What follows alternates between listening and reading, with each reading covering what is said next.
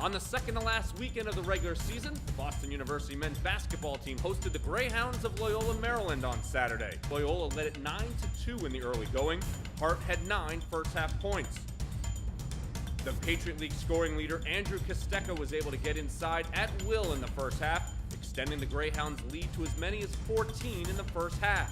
Kostecka finished with 10 points in the first 20 minutes. The Terriers got things going with full court pressure as Alex Villarino had his hands in the passing lanes, and it led to easy scoring as well. Villarino with the blow-by, and he scores with 2 seconds left. In the second half, the Terrier defense dialed in, and Tyler Scanlon got going. He finished with 14 points, all in the second half.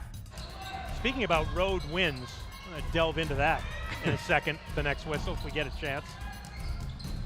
Scanlon hits the turnaround. Rising above the 5'10" Isaiah Hart. Again, Terriers trying to exploit the mismatches here, whether it be in the zone or the man. Terriers are able to find an angle, get some good shots right now. Scanlon with some room to drive and score. 2 more for Tyler. It came down to the final minutes in this one in a tie game.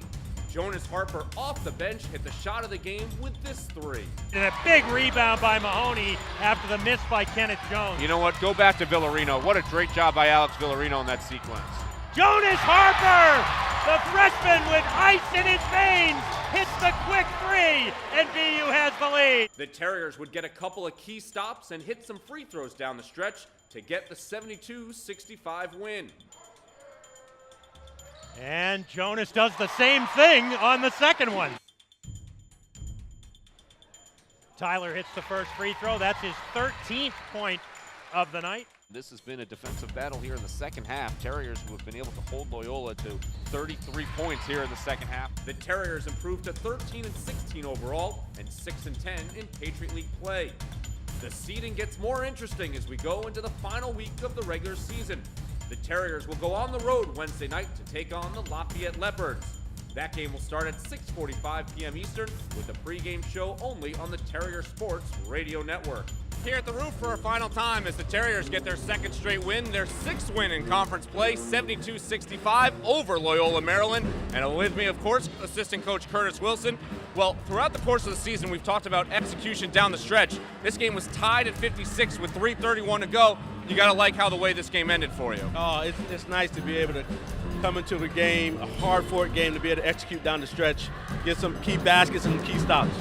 This game took an interesting turn with about 5 minutes to go in the first half, but adjustments at halftime. In the second half, we still saw Loyola play that zone, but you guys were able to take advantage of some of the mismatches in that zone. Well, we definitely tried to make sure we got the ball inside to this guy right here. You know, we tried to feel like we felt we had an advantage at the basket, and we felt like their zone was doing a good job of trying to take that stuff away and make us play side to side as opposed to north and south. We also tried to get to the rim a little bit more off the bounce to put a little bit more pressure on him at the basket. You know, in the last 2 games after hitting 26 threes, the threes were not falling early on and throughout the course of this game. However, a couple big ones down the stretch in this, but how proud are you of your team to be able to kind of react and respond to the game that was at their fingertips? Well, the one thing about league play, a lot of these games come down to the last 5 minutes. And all you want to as a coach is to see your team be able to execute on both ends. And you just hope that when guys get those opportunities to come through with big shots like Jonas Harper in those situations, that they're able to put away. Jonas Harper hit a big 3, and Max Mahoney got a big steal in the stretch. We're going to talk to Max. Kurt, always a pleasure. Thank you, sir. All right, baby. All right, that's Curtis Wilson. Max Mahoney with his 7th double-double of the season joins me. Max, this is one of those physical games as well. Even though their big guy, Ochiaka, got into foul trouble, how did you get him kind of out of the game? Yeah, we know coming into this game it's going to be a scrappy game. Tempers my flair here and there. We know to expect that when we play Loyola. But we just focus on battling hard, playing through all that, being physical on the glass and on defense, trying to be physical without fouling throughout the game. I thought we did a pretty good job of it. You know, as you go through the second run of Patriot League play, you always talk about games throughout the course of the season. The first time these 2 teams played, that game was slipped away in Baltimore. How much do you guys as players remember that when you have the second round? Yeah, we definitely do. It was one of our only overtime games of the season, and to have it slip out of our hands like that, we knew we couldn't let that happen again. So I know we were tied down the stretch. We locked in, got together, told each other what we had to do, and got it done. You know, now you're fighting for seeding with 2 games remaining. The ball is literally in your court. I don't mean that as a bad pun, but seriously, playing these head-to-head battles, how much more important and how much fun is that knowing that you kind of control your own fate? Well, it's good. We know we can come out here and control our own destiny is always nice. It's in our hands, like you said, with your great pun you made. But yeah, we just gotta come in every day, knowing what to expect. We know the stakes are high right now. We know we're playing for a seed. We gotta get it done. So. We'll see you in Easton, Pennsylvania. That's Max Mahoney, not only with the double-double, but also with the sarcasm. Doug, you have sarcasm and stats to close it out.